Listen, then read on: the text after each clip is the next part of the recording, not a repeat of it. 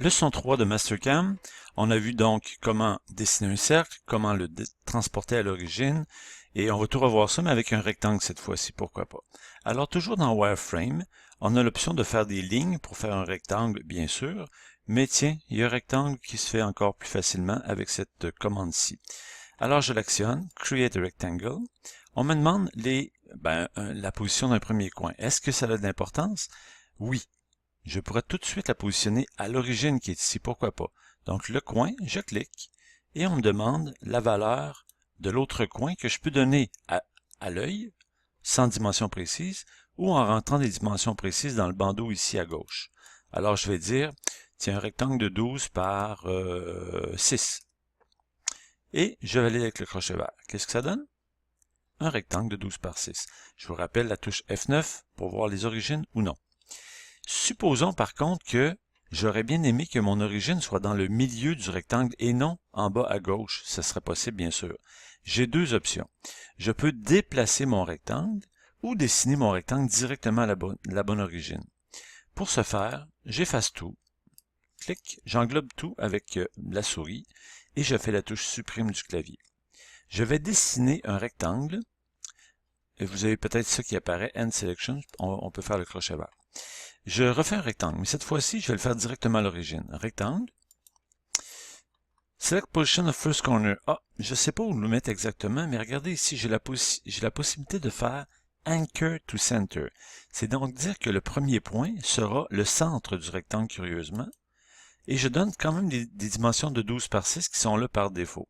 Si je clique l'origine, qu'est-ce qui va se passer? Mon rectangle devrait apparaître, si je reprends mes valeurs 12 par 6, il apparaît avec le crochet vert, accroché par le milieu. Tout ce que j'ai fait donc, rectangle, accroché par son centre, avec les mêmes dimensions. Je l'efface. Plutôt que d'effacer, vous avez toujours, comme dans n'importe quelle application Windows, la possibilité de faire un undo, simplement en haut à gauche. Maintenant, je vais faire un rectangle n'importe où et je vais le déplacer, parce que des fois, on a à avoir une géométrie qui n'est pas nécessairement accrochée au centre, ni à un des coins. Tout est possible. Alors, je fais un rectangle, toujours avec les mêmes principes.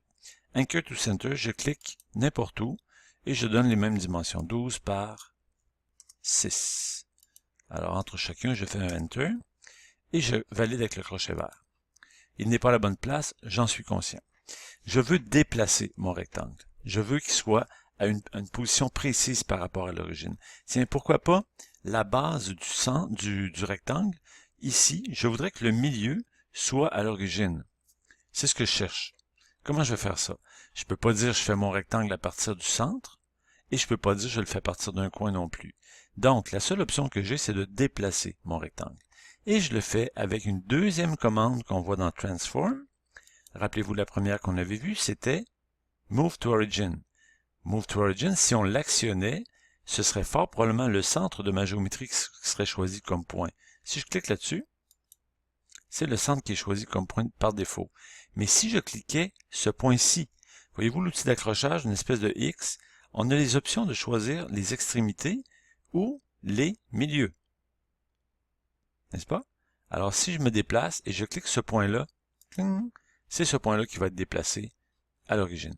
Donc, pas nécessaire de prendre la petite cible qui représente le centre de gravité ou le centre de masse. Mon rectangle est d'une couleur différente, vous avez sûrement constaté. Je viens de faire le bouton droit de la souris et à toutes les fois que Mastercam fait une modification à un objet, il change de couleur. C'est comme ça. Mais on a une icône ici qui s'appelle Clear Colors qui va me permettre de remettre l'objet visuellement dans la même couleur qu'il était.